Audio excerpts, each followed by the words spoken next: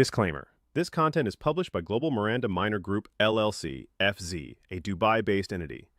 All information is for educational and informational purposes only and does not constitute financial advice or investment solicitation. Crypto trading involves substantial risk and may not be suitable for all individuals. Always do your own research. Subscribe, like, follow, and share. Sige na please, Miranda. Ladies and gentlemen, allow me to introduce to you the one and only, the voice that introduced, pitikin kita sa ilong, isang hampas na lang ng palakol, the power of yet. Please, let's give it up to our pambansang crypto coach, Coach Miranda Miner.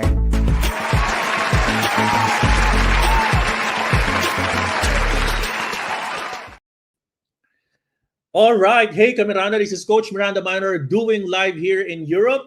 And welcome to another edition of our cryptocurrency technical analysis, fundamentals, exclusive interviews, and everything about crypto all in one channel. For our topic for today, we're going to be talking about, a lot of things have happened about, the regulations, clarity, SEC creating a lot of pronouncements in the United States, and most recently, the Fed talking about signaling for a rate cut. In fact, in this quick interview coming from, or quick update coming from the Fed, let's all listen to this real quick and get to understand further where the signals, the rationale of a potential signal for a rate cut is coming from. On the way. Powell made the announcement just a few minutes ago in what was likely his last speech at Fed chair, at the annual Jackson Hole Economic Symposium. Powell also said the higher tariffs put in place by President Trump have, quote, begun to push up prices in some categories of goods. Business reporter Alexis Christoforous is here with more on that. Alexis, what's the latest here?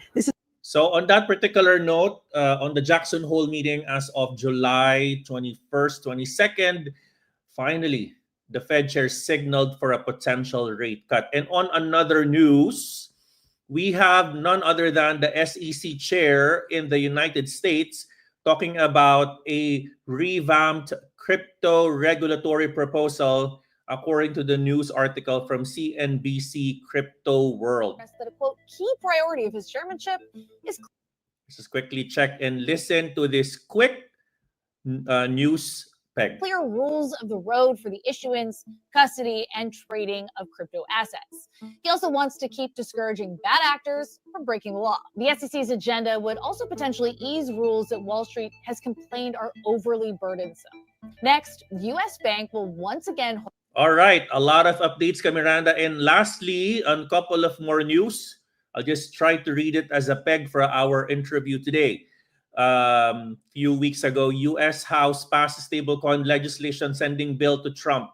In another news, the Senate crypto bill introduces hybrid framework for digital asset oversight. And lastly, White House in crypto policy report calls for SEC action and new legislation. Of course, there's no other best person to talk with us about this in the Southeast Asia, particularly in the Philippines, none other than my guest for today.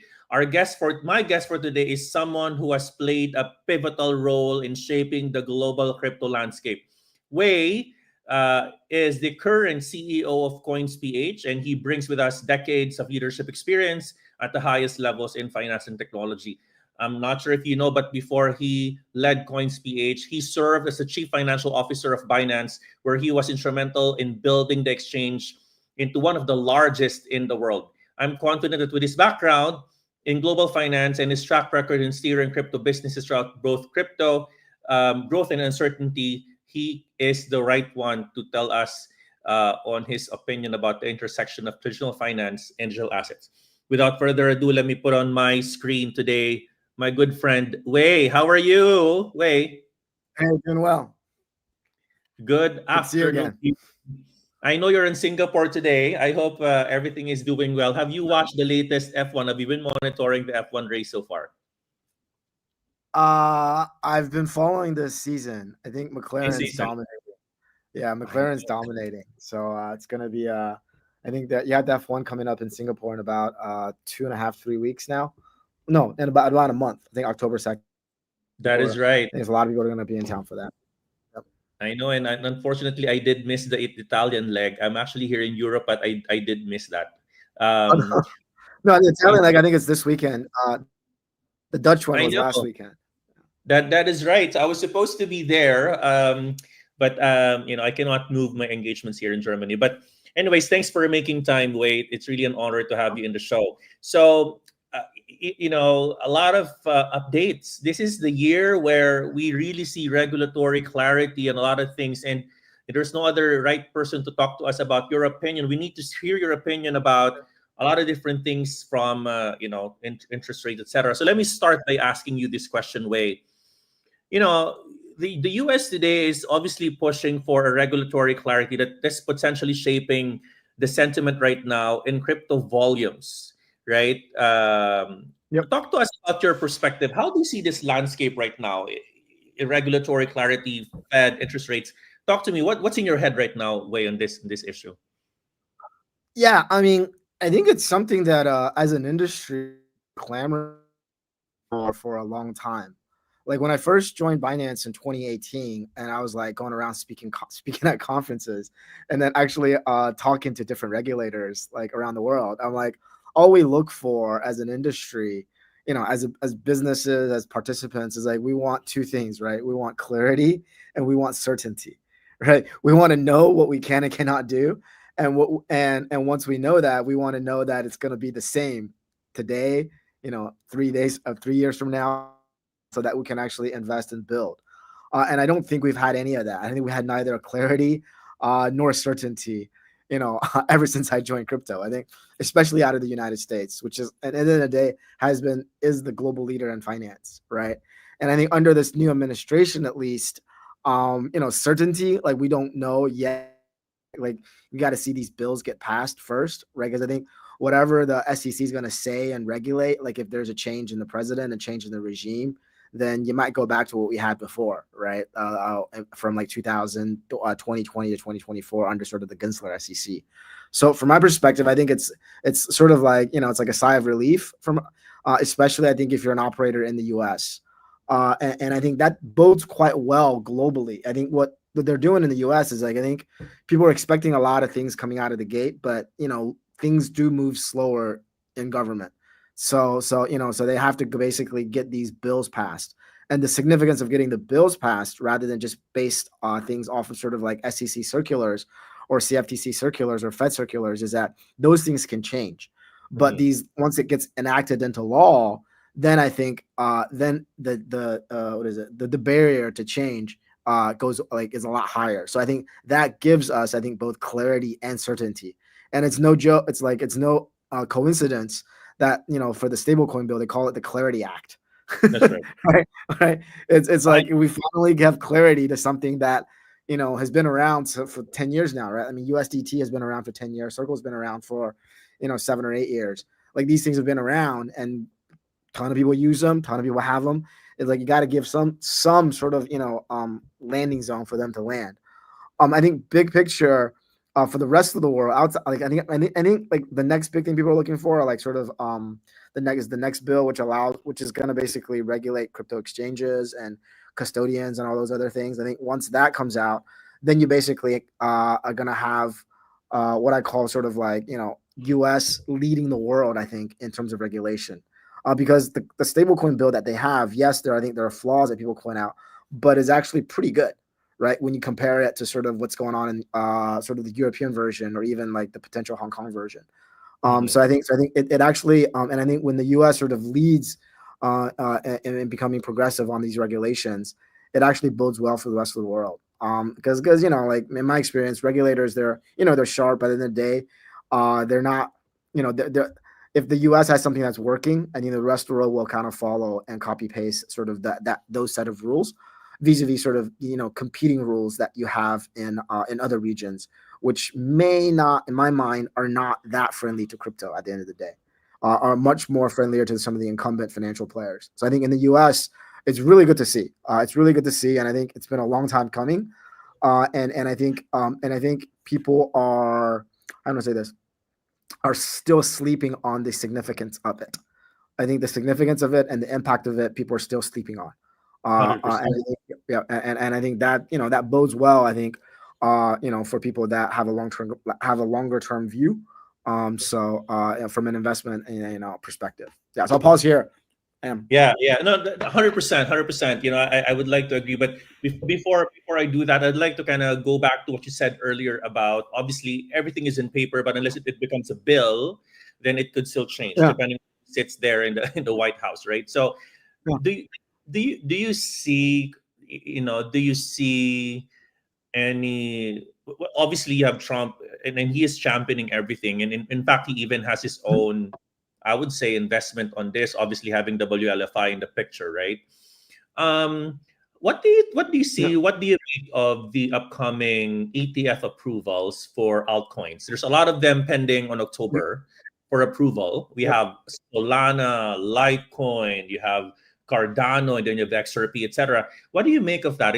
Do you think they're just Yep. kind of waiting for all of this to kind of clear out a bit, maybe wait for the Congress to do it, or before SEC approves them, or do you kind of see SEC is kind of doing an independent action here, and therefore they will approve it on October? Like my honest opinion, I think we're delaying on these ETFs for the alts. I think they want to have clarity on what is a security token and what is not a security token, and then who has jurisdiction in terms of governance over their security tokens. I think the main sort of approved tokens that we have for ETFs are Bitcoin and Ethereum. And it's basically the current SEC have come out clearly said that these are not securities. Like whether Ethereum was a security was still up for debate like 12 months ago under the Gensler SEC.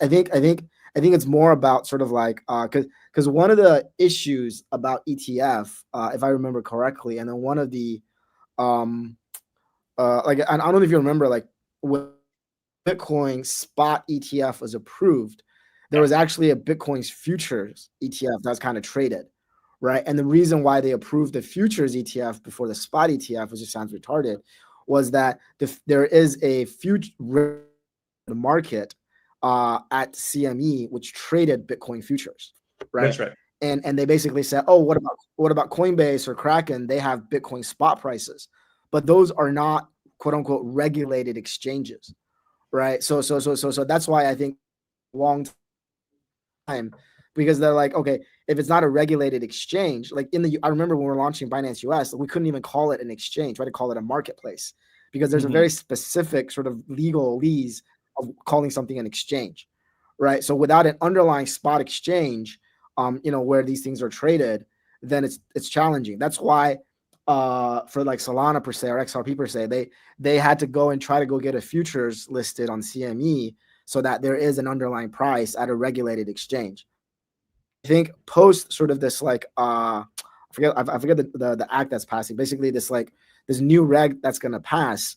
I think that's going to set the precedent in terms of what is a regulated exchange, who regulates it, right? If it's a CFTC, I think they will move sort of the spot exchange of Coinbase jurisdiction of the CFTC. I don't think they're going to create anything new, and anything that trades sort of with security-like characteristics is going to go under the SEC.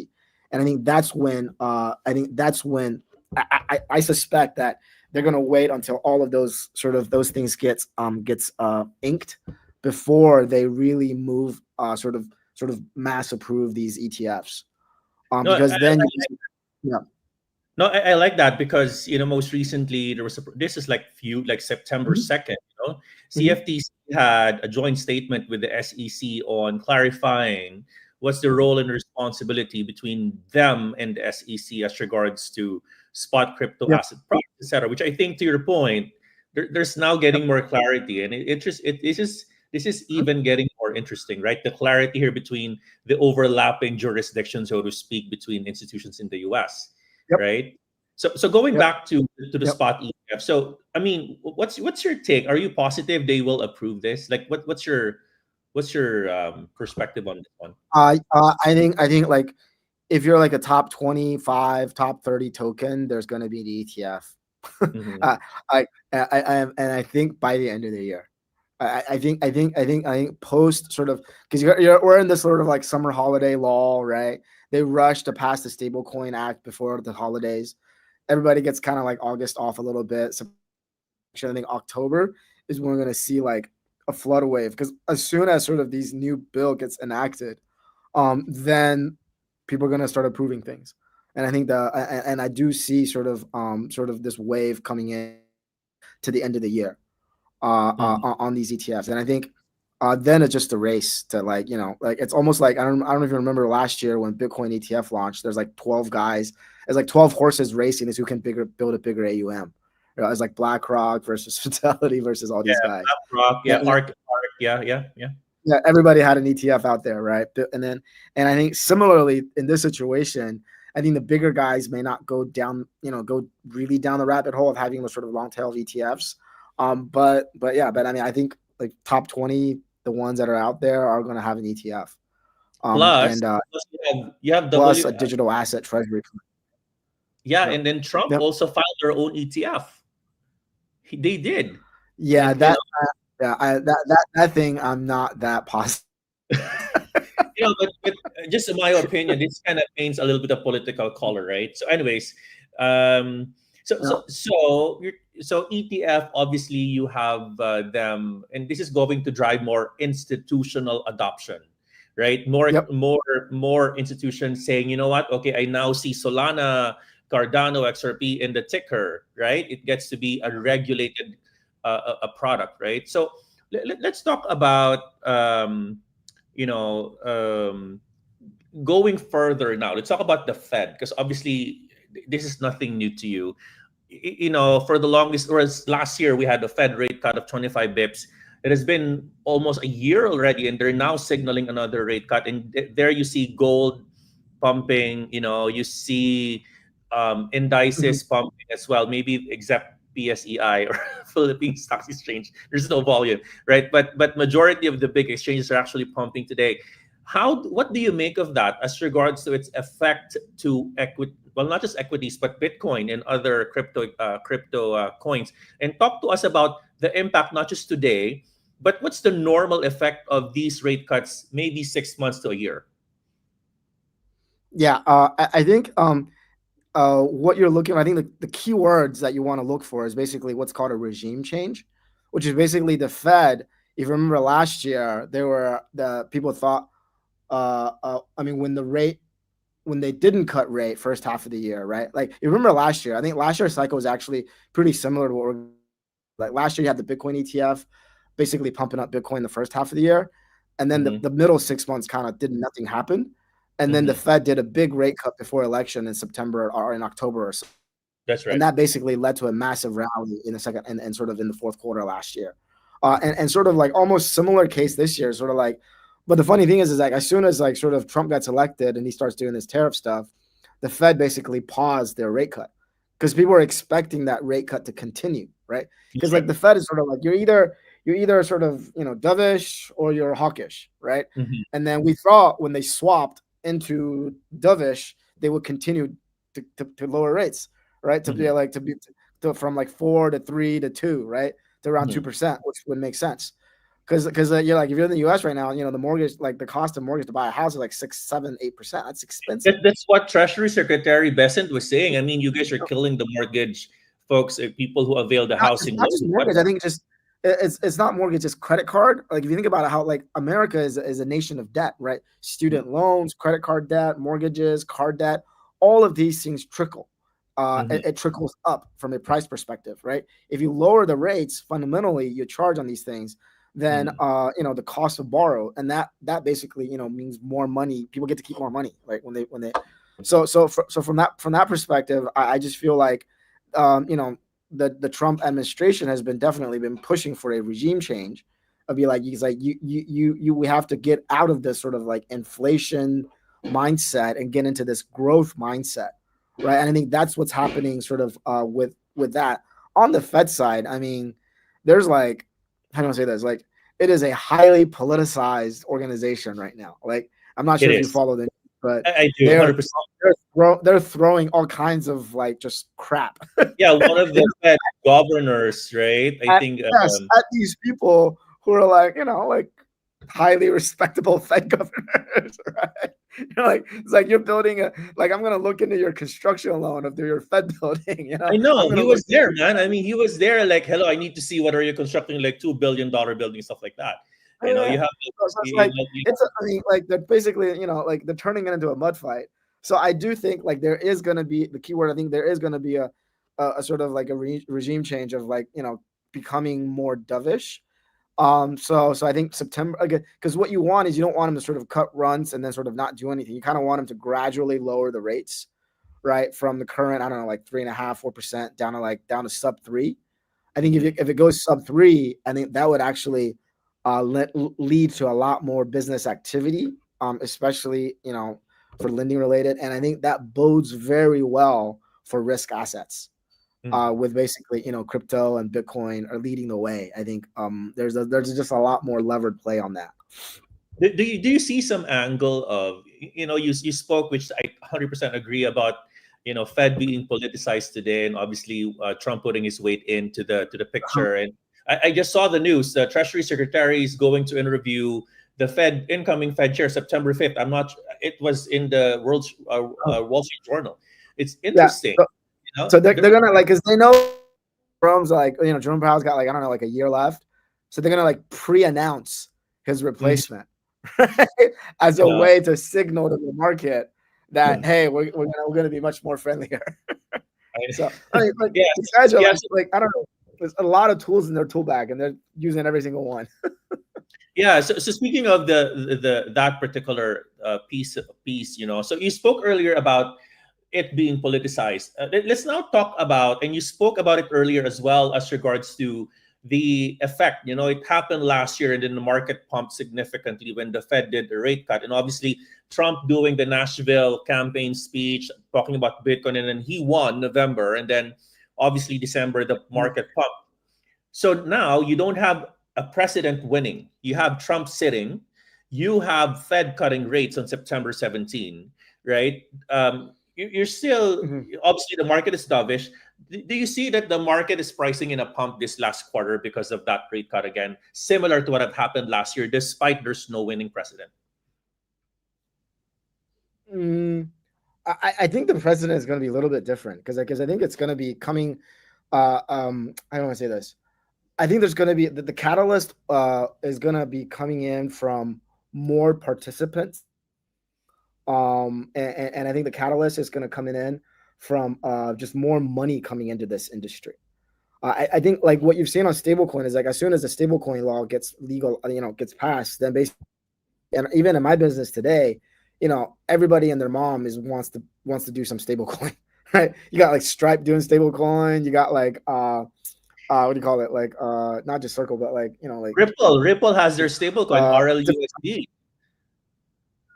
Yeah, Ripple. I mean, they've had it for a while, but I'm talking about not like crypto companies, but actually like traditional companies. Okay. Like whether it's like traditional human companies, even banks doing stable coins like Citibank and Bank of America.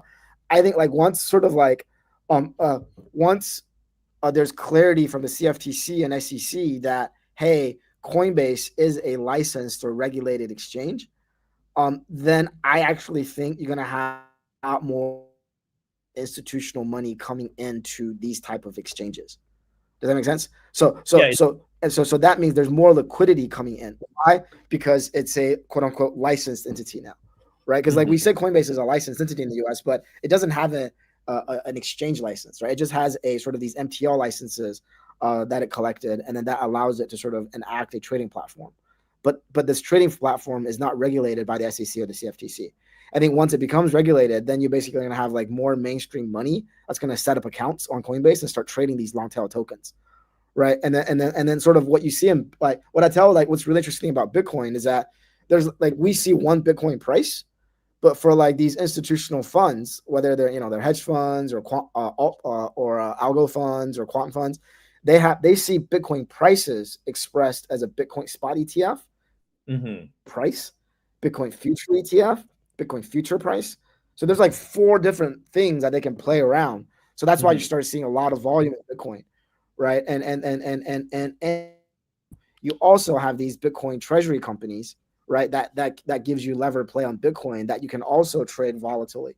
So I think so that's why I think like like things will trickle. I think things haven't really trickled into sort of the alts yet. I'm actually more bullish on alts coming second half of the year based on all of these things. Whether it's an ETF, whether it's digital asset treasury company, whether it's sort of what do you call it? It's sort of like clarity on security status, right? So that I think that's the wave. So I think there are a lot of catalysts in my mind, and I think the sort of like the Fed rate cut is just sort of like the underlying thing that says, hey guys, you can go risk on now. People are not yeah, like one thing I kind of realize is like people are not people are not that smart. They're like, oh, the Fed lets me play now. Okay, let's go. Game on. No, but it's interesting because you also said it earlier, right? So people don't see that now. Like people are so myopic, they don't see the long-term view on this, particularly on the effect of obviously rate cut is one of those that's going to be the catalyst. Plus, you said regulatory clarity when Coinbase gets that license after all. Yeah. So, no, I think it's the name of the game is liquidity. Right, the name of the game is liquidity. It's like you have what is it like M2, M3 supplied, lower rates, more liquidity, more risk asset, more liquidity coming into risk assets, right? And then it's like kind of like you almost have like a seal of approval from the SEC that okay, you can play in this field now, right? So all of the money that's been on the sidelines now are coming in now, and people they want to take risks, and then at the end of the day, crypto is still a sort of it's a growing asset class. Right. And then that's like, people, it's like 5 years ago, you're like saying putting 1% in Bitcoin. Now you got like all these advisors going around saying put 5% or 10% in Bitcoin. I remember 1%, 2% from those advisors. You're right. You're right. Like get off zero. No, you're right. So I like your comment about M2 because it's all-time high already. People are a lot of money is actually out there just needing to kind of wait for that signal. So let's talk about going back to your point earlier about Coinbase. I like that because so soon as they have that clarity, do you see that the regular remittance company, actually I worked with one of them before, that's obviously a risk for them right? I mean, now you have crypto that you could obviously transfer money that quick. Right? Yep. From person to person. How is the industry evolving today, at least from an industry landscape for remittances? Do you have purviews on? Yeah, for remittance, I think retail are still using their legacy channels. I think that's a generational shift, right? I think the older generation that they still use sort of these channels. I think like unless what I'm hoping to do with coins is I'm hoping to go out there and change these behaviors, right? By giving out better products and making it easier. That's why I'm trying to land in other regions, right? Because at the end of the day, when we sit in the Philippines, we're sort of on the receiving end of it, right? We take what you give me. You give me dollars, I take dollars. You give me USDT, I take USDT. You give me USDC, I take USDC, right? You give me pesos, I take, right? But the sending country is sort of like that, sort of like where it makes the decision. Sort of what I'm seeing today is post a stablecoin bill in the U.S. and then also sort of MiCA in Europe.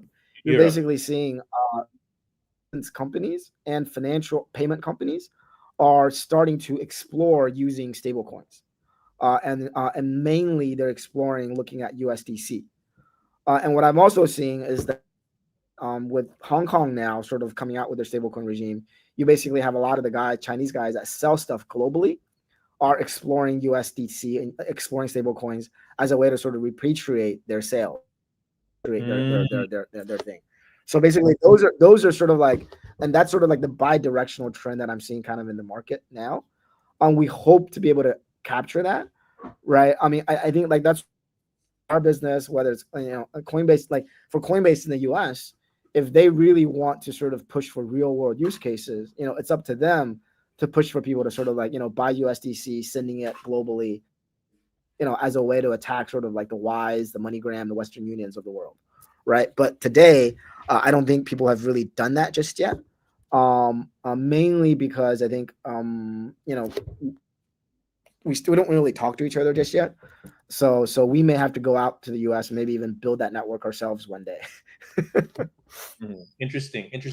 Yeah. So remittance is just one of the industries, and obviously you have banks, right?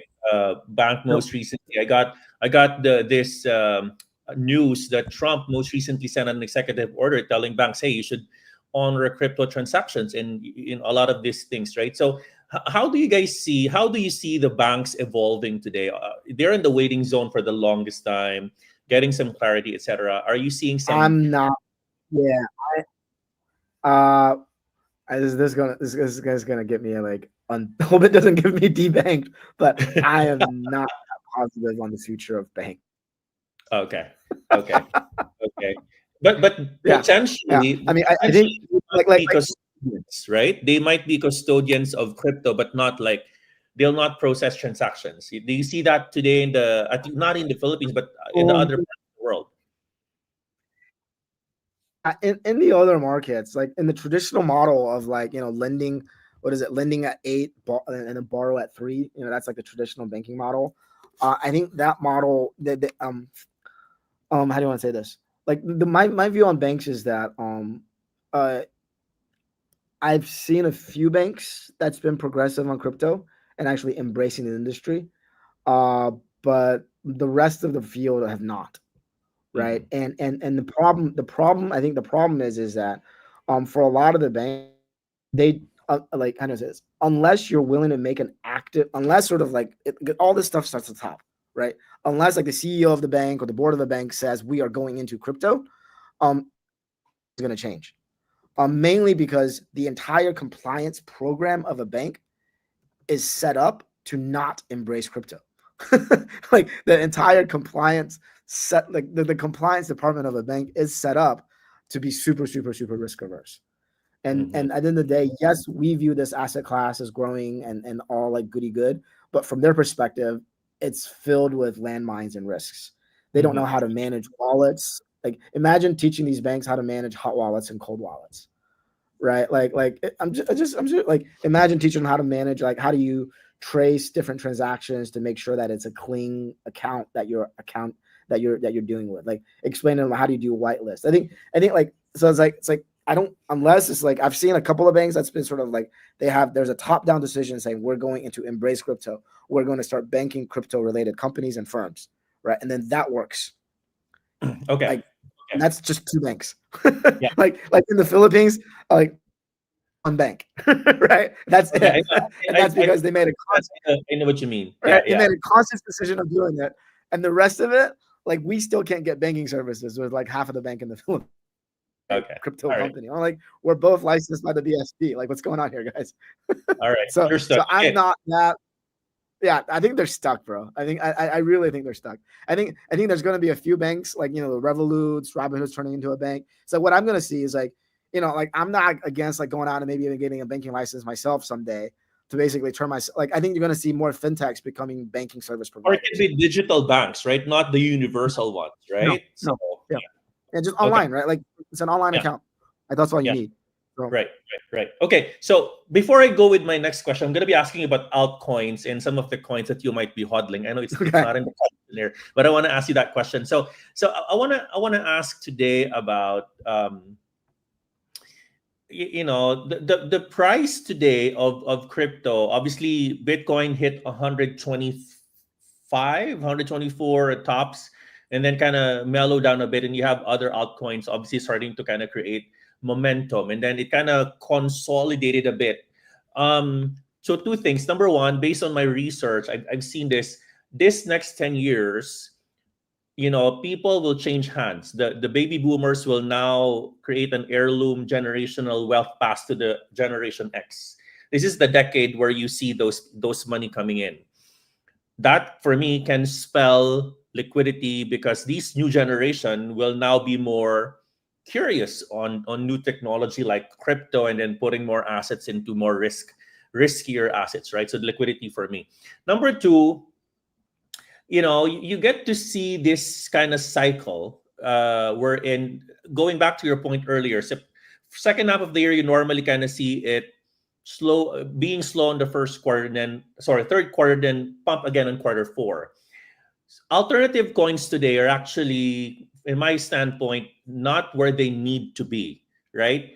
with the ETF being approved, with liquidity coming to the picture, do you see that? Do you think will have potential leg up more in the price of your altcoins today? What is your what do you make of this?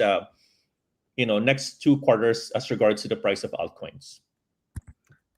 Yeah, I mean, I think we're like I'm a little bit even for me personally, I'm like a little bit confused. um, one thing I can say is that I don't think it's going to be a rising tide lifting all boats kind of a rally. I think people are much smarter about picking coins now. It's not just I mean the bigger reason behind this, I feel like one is just there's just a lot more coins. There's coins being launched. There's all these launchpad, all these like meme launchers. Every single chain has these. I think there's just a lot more coins, right? And it's really hard to sort of like to get mind share on sort of these names in aggregate, right? So I think that's one reason. I think we're not seeing sort of like a mass alt rally. I think we are going to get maybe like sectoral rallies. Like I'm still pretty bullish on DeFi as a sector. So I think like DeFi coins will probably overperform in the next 6 months or so. Positive on sort of what do you call it? On some of the newer L1s like the Sui ecosystem, Aptos, some of those like moves. I'm still bullish on sort of like maybe like the base ecosystem because they do have users and on and off ramps via Coinbase. So sort of some of these different ecosystems, right? Like, and then you're seeing CZ out there basically hustling the BNB ecosystem. So I think that's a big thing, right? You're basically seeing a lot of guys in Hong Kong, listicos, investment companies coming into sort of the BNB ecosystem, really building that out. And that's basically becoming sort of like maybe like the unofficial China chain. Right. And I think that's sort of the one of the things that I see on the alt side.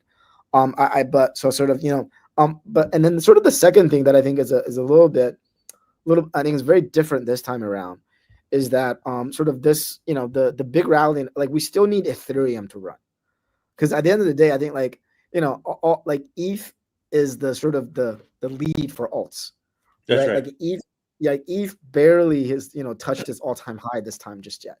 Right. I think like if we get ETH to like 8,000, 10,000, then I think that's going to lift a lot of boats in the Ethereum ecosystem, whether they're L2s, whether they're DeFi protocols, whether even NFTs. Like, because when ETH pumped from like 2,000 to 4,000, you're seeing NFTs getting bid on, right? So I just think that sort of like the ETH ecosystem is much more tied to sort of just the general alts than just sort of Bitcoin. So sort of that's sort of the second sort of observation that I kind of want to make. Like if we see ETH like 8,000, 10,000, I think that's when sort of maybe that's going to be the rising tide that lifts all sort of like ETH related boats. All right. So let me go back to what you said. So you said DeFi, L1s like Aptos and Sui, base ecosystem, BNB ecosystem. Here, one of the things I've observed, and I'm sure you've seen this as well, Wei, is most recently you've seen tokens coming from exchanges themselves, like OKB tokens, BitGet tokens, BNB tokens, right? I mean, man, having their own rallies today. I know OKX had a Bitcoin model to their tokens. They said, "All right, we're going to be doing 21 million only of OKB, right?" And everyone else kind of do the same, even other, I will call them governance tokens to those exchanges. What do you make of that? Can we classify them now as a new sector, so to speak? I have a follow-up question for you. Are you launching a COINSPH? Yeah. Let me say how to say it. So having worked at Binance when we were populating BNB, and then we launched the Binance Smart Chain in the summer of 2020. And then having sort of witnessed the rise of BNB from like $10, $20 to $500 within like 6 months in the first half of 2021, the possibilities are there, right? But today that token, I think, is less of a blockchain token, but still what I call like an insider token. It's not because the still very much closely held. And I think that's the thing. And I think, you know, what we saw was that, you know, like one of the secrets of success of Binance was that he had a what I call a wealth generating effect, right? Like if you bought certain tokens on like this is back in like 2021, like you can, like there were tokens that you can buy either, you know, via Launchpad or via listing or via Launchpool that could 10x or 100x. Like, and we actually had, you know, examples of like, you know, Polygon, Axie, Sandbox that we listed at like 10 cents actually went up to like $100.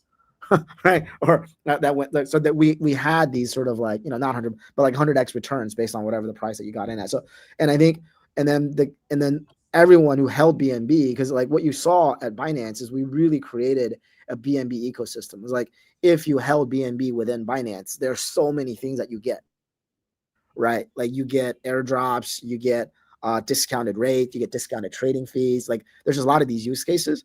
So the exchange itself is the ecosystem, right? So then you have what's gonna make someone come in and buy this thing, right? Like who's like, because you gotta have a buyer and a seller, right? And then when like the people that are gonna be buying it, new users that coming onto your exchange. Why? Because they come in, they buy it, they can just hold it and then basically earn airdrops or use it to pay discounts, right? So if you see new user growth at an exchange, whether it's new money, right? Because if you're like a VIP9 trader at Binance, you got to hold this many BNB, right? If you're to get these rates, to get these referrals and stuff like that. Right. So what I'm saying, like, and obviously we made the swap into the chain. So the other, I think what you're with the like the Baguette token and then the OK token is that when they migrate to a chain, right, then you can buy tokens to own a validator, and that validator will get you, will get you staking rewards. I think that could be that's the thing. But then it's sort of like, okay, like, can anyone off the street do it? Probably not. What you're saying is that there should be quote unquote use cases for these coins to still, I mean, how the regular tokens operate today, there should be some use cases versus just becoming a token you'll hodl because you are a fanatic of that exchange. You know, yeah, like I think like if you're on that exchange, you do get airdrops. I think that is a use case, right? Like I have BNB on Binance, and then every week there's some like airdrop from Launchpool or something, right? People are doing the math. They're like, last year, you know, if you just held BNB, you know, you get like almost like 30 or 40% return just by holding it and then getting all these tokens, right? So I think that is a yield generating thing, but I think that doesn't drive sort of like, you know, double 2x or 3x. I think these pumps are probably just for like a one-time event as they transition from, you know, a closed chain to an open chain, and then people want to buy the token to have a validator so that they can get rewards in the future, or they're doing more, right? Or they're just added, you know, 1 million users, and all these users are coming in to buy their platform token to stake it, right? So I think there are reasons for it, but I just but the pump themselves, just because a lot of these tokens are super closely held, so it could just be like a event, right? That generates eyeball. All right. Okay. On that note, I know Wei and I have spoken a lot. We'll be right back. I'll just pause on a quick 15-second stinger in our program. When we come back, Wei, we're going to be talking about the questions that we have in the question box in our show. I'll be right back. Miranda, please give us a few seconds here. Thank you very much. Subscribe, like, follow, and share. Sige na please, Miranda.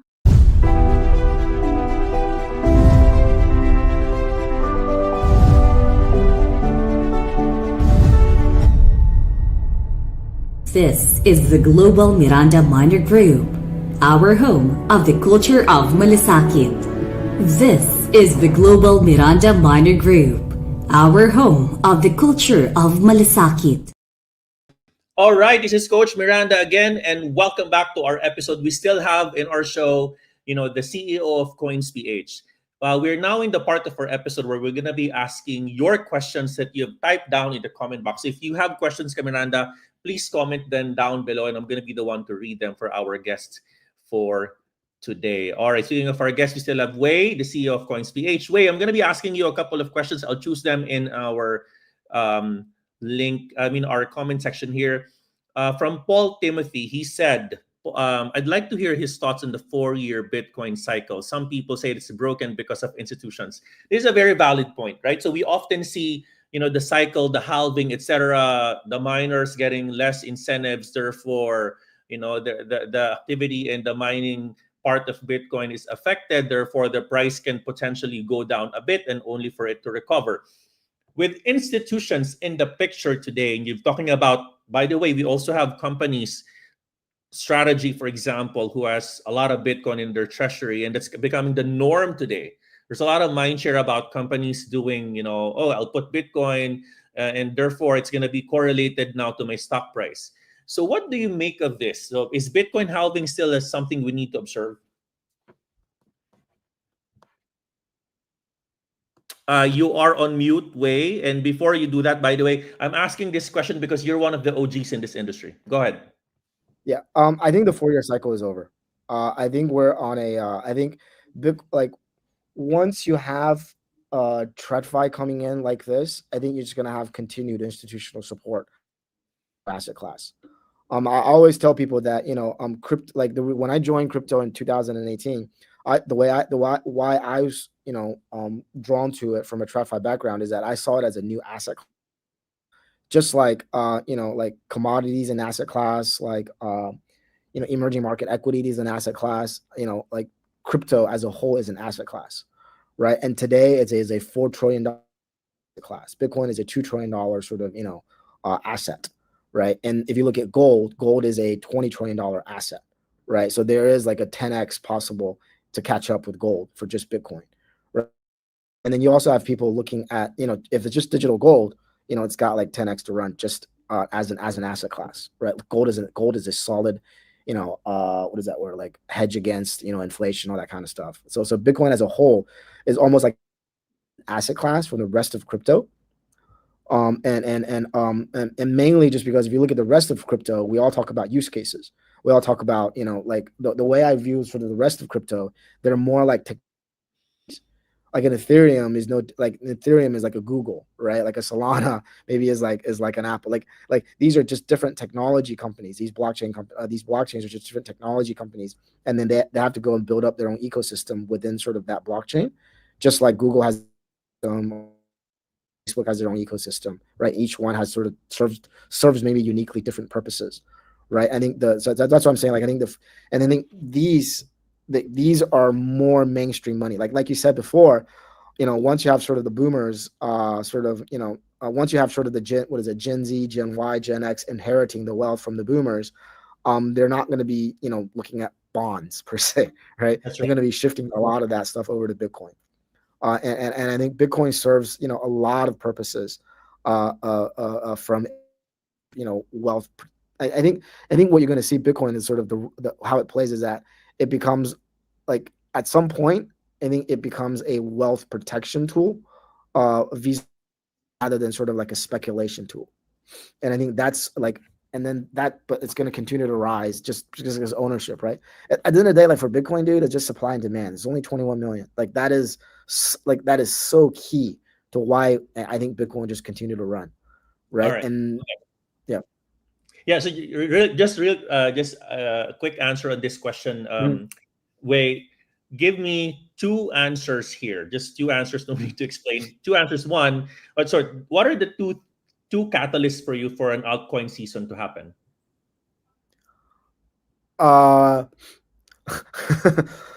Number one is I think like number one is like the major catalyst is just Ethereum keep running.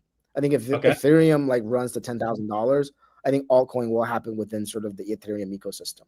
Like Okay. and that will lift all boats from a bigger perspective. I think the second one, yeah, I mean, like look, dude, I think once the U.S. passes this I forget the name of this act, once it passes Exchange Act, I think that's basically like a permission to play for institutional money to come into alts. Just like institutional money have been playing in Bitcoin now, I think institutional money, like big money is going to come and play in alts.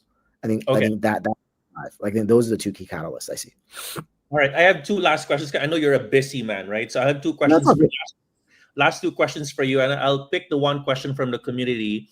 Does COINSPH have any plan to have a MasterCard and non-custodial wallet like Binance and OKX wallet for us long-term hodler to hold several coins while having our own key to that wallet? I think we're talking about easier off-ramp, on-ramp using a MasterCard in this case. I've seen this even here in Europe. I've seen, and I'll mention the brand, right? So there's a Bybit card here that you could use and go to a grocery. So does COINSPH have that potential in the pipeline, Wei? We want to roll out credit cards for our users, either MasterCard or Visa next year. We're working that. We are working on that. My vision is for every Coins user. Yeah, I want every Coins user to have like a credit card. Like that's it's so silly to not be able to do that. But the challenge here lies within the financial infrastructure in the Philippines. Like you need to have a bank that sponsors you to issue cards, and those are really hard to find. And if I use non-Philippine banks, then the rates are going to be really high when you use it because of charges and other types of fees. There's just a lot of hidden fees. So what I want to have a credit card for our users.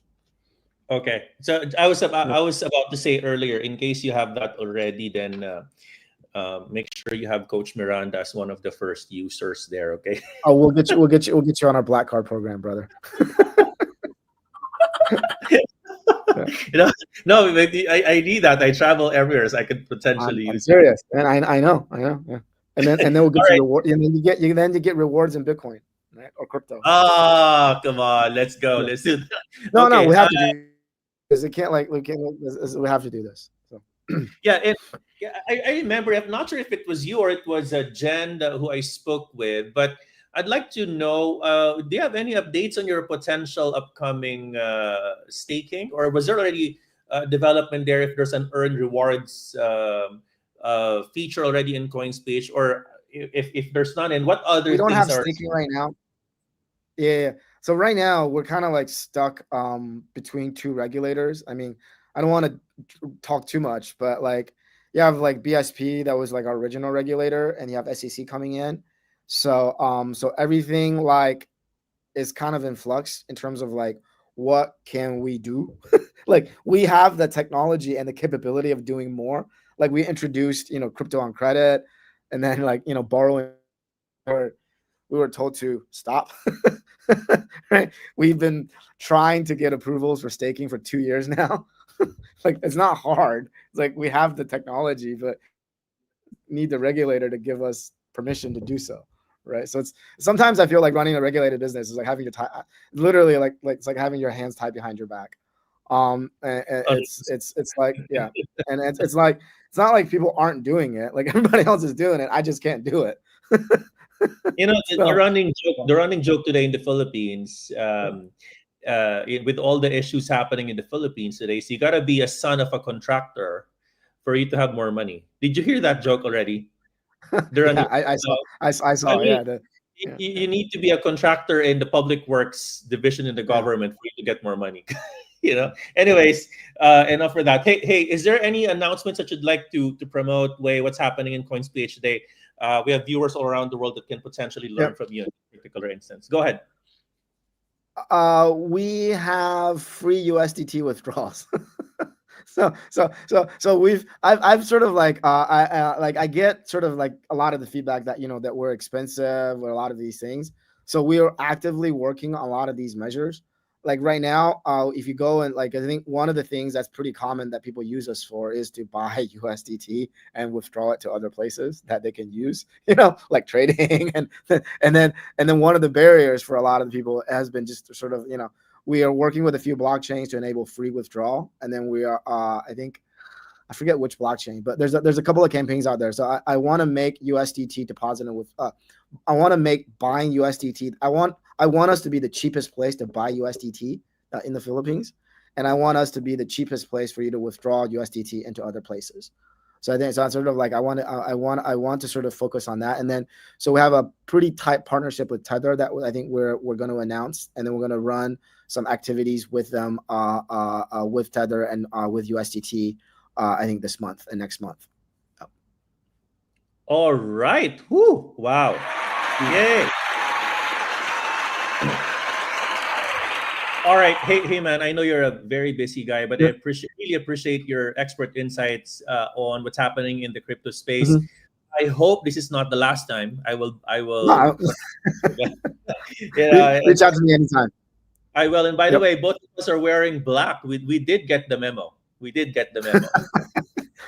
blue. It's blue. It's blue. It's blue. Okay. I saw it. All right. Hey, it's all good. Thank you again, and have a good one. Bye-bye. Thanks, Chris. Miranda. Take care, buddy. Bye-bye. All right, that's it, Miranda. I'm really happy to be here and have Wei as part of our show. And I hope that you kind of learn something from the lens of a leader in the crypto space, none other than the owner and CEO of COINSPH. Obviously, I know a lot of you have questions about infrastructure, particularly with COINSPH, but that's not the show is all about. The show is about getting expert insights on what does this guy think about international events as it affects. Obviously, it has a big effect on the price of crypto. If you did learn in our episode, don't forget to click on like, subscribe, and of course, follow Coach Miranda in our channel for everything about crypto all in one channel. I would like to greet a couple of questions that I was not able to read. Thank you to Yato for this question. Sorry, I was not able to read this. To Kay, he is in Singapore today. Keith, thank you so much. To all of you. Don Cyrus, thanks for that question. Aj Tan, thanks for that question. Sena, thank you. A lot of you guys asking questions. Thank you again. I've asked this question. Thank you for this question, Ricardo. Ayan. Yes, he's very simple guy, Alex. I met him many times, And normally billionaires don't necessarily wear the signature clothes. There is this term that they say silent luxury. Have you heard of that comment of that word, silent luxury? If you did, please comment down below and type number 1. Normally, you see the true millionaires with generational wealth. They're the ones who are not really so showy. And normally, what I notice is that people who have new money, the nouveau rich, they're the ones who actually have the branded ones, right? But actually, in Italy, you go to Italy, you see people who are lack of words, but they really look good. They're like walking models of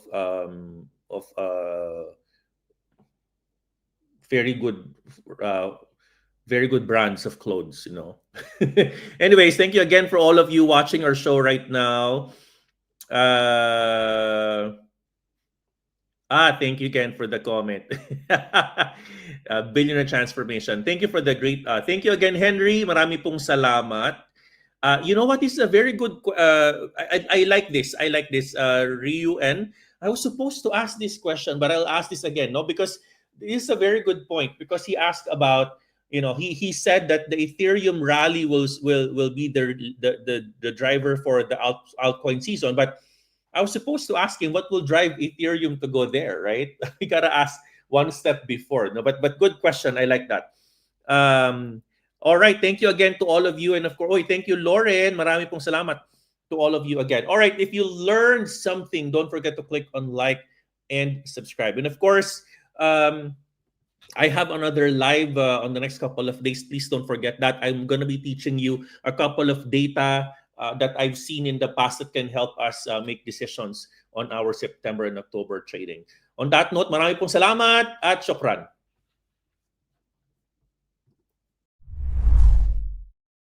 Subscribe, like, follow, and share. Sige na please, Ka Miranda.